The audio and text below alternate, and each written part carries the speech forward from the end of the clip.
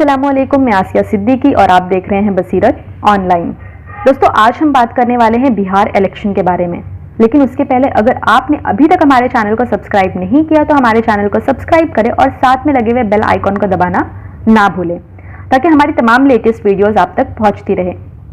जैसे कि आप सबको पता है कि इस मरतबा महागठबंधन और एनडीए के बीच काफ़ी कांटे की टक्कर थी, लेकिन 10 नवंबर को इलेक्शन कमीशन द्वारा इस किस्म का अनाउंसमेंट कर दिया गया कि एनडीए को जीत हासिल हुई है। बिहार में टोटल सीट्स थी 243 में से एनडीए ने 125 सीटों पर अपनी जीत दर्ज की।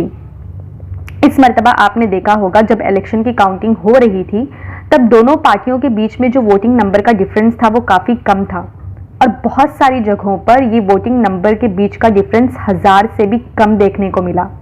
मिसाल के तौर पर हिलसा सीट पर सिर्फ 12 वोटों से जेडीयू ने जीत हासिल की। तो इस सीट पर और बहुत सारी सीटों पर आरजेडी द्वारा ये एलिगेशंस लगाए गए हैं कि उनके साथ किसी किस्म का फ्रॉड हुआ है। अगर आप यहाँ पर देखेंगे तो टोटल सीट्स थी 243 और 243 में से एनडीए ने 125 सीटों पर अपनी जीत हासिल की। अगर हम वोट शेयर की बात करें तो बीजेपी ने 19.5% वोट, आरजेडी ने 23.1% वोट, जेडीयू ने 15.4% वोट और कांग्रेस ने 9.5% वोटों पर अपनी जीत हासिल की। लेकिन जब इस तरह की कांटे की टक्कर होती है तो आपको वहां पर मार्जिन बहुत कम देखने मिलेगा। अब हम बात करते हैं पटना डिस्ट्रिक्ट की। पटना डिस्ट्रिक्ट से लगकर है नालंदा डिस्ट्रिक्ट। नालंदा डिस्ट्रिक्ट में बहुत सारी असेंबली सीट्स आपको देखने मिलेंगी और नालंदा डिस्ट्रिक्ट का ही एक हिस्सा है हिलसा। जैसा कि मैंने आपको पहले बताया कि हिलसा में जेडीयू ने 12 वोटों से जीत हासिल की है। अब हम बात करते हैं उन कैंडिडेट्स की जिनके बीच में हिलसा में ये कांटे की टक्कर थी। आरजेडी के कैंडिडेट थे शक्ति सिंह यादव, जिन्हें 61,836 वोट मिले और जेडीयू के कैंडिडेट थे प्रेम मुखिया, जिन्हें 61,848 वोट हासिल हुए।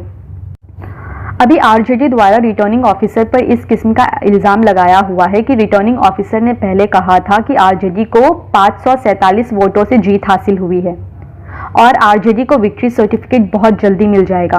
बेसिकली विक्ट्री सर्टिफिकेट तभी मिलता है जब विनिंग कैंडिडेट अपनी जीत को और लूजिंग कैंडिडेट अपनी हार को तस्लीम कर लेता है।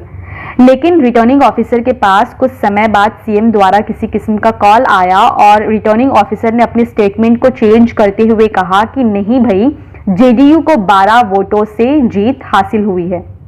उसी के साथ साथ आरजेडी ने इस किस्म का भी एलिगेशन लगाया है कि उन्हें 119 से ज्यादा सीटें मिल रही थी, लेकिन उसे कम करके 110 कर दी गई। अब आइए जानते हैं वो वजूहात जिसकी वजह से तेजस्वी यादव की पार्टी और महागठबंधन को हार का सामना करना पड़ा। तो इसकी सबसे बड़ी वजह है कांग्रेस का इस बार का जो परफॉर्मेंस है वो काफी खराब रहा है। 2016 में कांग्रेस ने काफी अच्छा परफॉर्म किया था, लेकिन 2016 की कंपेयर में कांग्रेस ने 2020 में बिहार इलेक्शन में काफी खराब परफॉर्म किया है। और ये भी कहा जा रहा है कि जो लेफ्ट का परफॉर्मेंस है वो कांग्रेस के परफॉर्मेंस से काफी अच्छा है। कांग्रेस इस मरतबा 70 सीटों पर लड़ी और 70 सीटों में से सिर्फ 19 सीटों पर अपनी जीत दर्ज कराने में कामयाब हुई। अगर हम सीपीआईएमएल की बात करें तो सीपीआईएमएल 19 सीटों पर लड़ा और उसमें से 12 सीटों पर सीपीआईएमएल ने अपनी जीत दर्ज कराई। तो महागठबंधन की हार की सबसे बड़ी वजह है कांग्रेस, जो 50% सीट्स भी नहीं बचा पाई। उसके बाद दूसरी वजह यह कहा जा रहा है तेजस्वी यादव का बयान। तेजस्वी यादव ने जो बाबू साहेब के ऊपर बयान दिया था वो काफी विवाद में रहा। आपको पता होगा, बिहार में इस बार जो इलेक्शंस थे वो 3 मरहलों में थे। पहली वोटिंग 28 अक्टूबर को हुई, दूसरा 3 नवंबर को और तीसरा 7 नवंबर को।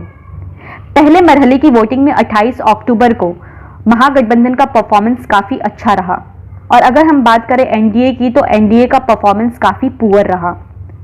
पहले मरहले के इलेक्शन में एनडीए ने 70 सीटों में से सिर्फ 21 सीटों पर अपनी जीत दर्ज कराई।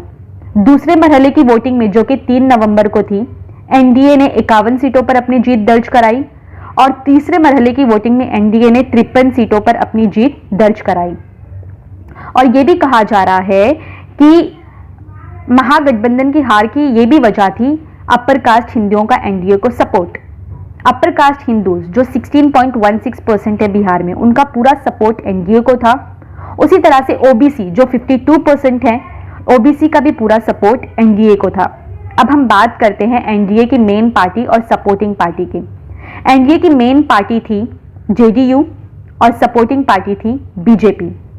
जेडीयू 115 सीटों में से सिर्फ 43 सीटों पर अपनी जीत दर्ज कराने में कामयाब हुई, और अगर हम सपोर्टिंग पार्टी बीजेपी की बात करें तो उसने 110 सीटों में से 75 सीटों पर अपनी जीत दर्ज कराने में कामयाब हुई। तो अगर यहाँ पर देखा जाए तो नीतीश कुमार का जो परफॉर्मेंस है वो काफी पुअर रहा। नीतीश कुमार के कंपेयर में बीजेपी ने ज्यादा सीटें हासिल की। अब हम बात करते हैं कांग्रेस के पुअर परफॉर्मेंस की।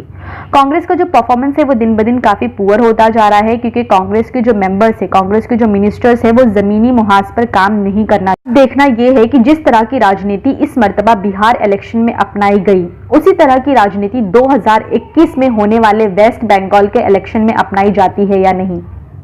पहले भारत में जो वोट्स होते थे वो सेक्युलर पार्टियों को देखकर किया जाता था कि भाई ये पार्टी सेक्युलर है, हमें इसे वोट करना चाहिए। ये पार्टी हिंदू और मुस्लिम के मुफाद को एक नजर से देखती है, वो हिंदू और मुस्लिम में किसी किस्म का डिफरेंशिएट नहीं करती है। लेकिन 6 सालों से हिंदुस्तान का जो माहौल है वो कतई तौर पर अलग हो चुका है। अब तो यहाँ पर जो लोग हैं वो वोट सिर्फ ये देखकर करते हैं कि आप हिंदू पार्टी को बिलोंग करते हैं और आप मुस्लिम पार्टी को बिलोंग करते हैं। उसी तरह से अगर हम 2022 में यूपी में होने वाले इलेक्शन की बात करें तो जो लाल टोपी है वो ट्विटर पे सिर्फ ट्वीट खेलने में लगे हुए हैं, जमीनी मुहाज पे वो किसी किस्म का काम नहीं कर रहे हैं। तो आप इस बात से अंदाजा कतई लगा सकते हो कि इस मर्तबा यूपी में जो होने वाला इलेक्शन है उसमें लाल टोपी का परफॉर्मेंस 2017 में होने वाले इलेक्शन से काफी ज्यादा खराब होने वाला है। और हमारा आखिरी पैगाम, आपके पास है वोटों की ताकत। आप अपने वोटों का इस्तेमाल समझदारी के साथ कीजिए और अपने हलकों में सिर्फ उन्हीं कैंडिडेट्स को, उन्हीं उम्मीदवारों को चुनिए जो हिंदू और मुस्लिम ना देखते हुए आपको इंसानों की नजर से देखते हैं। अस्सलाम वालेकुम।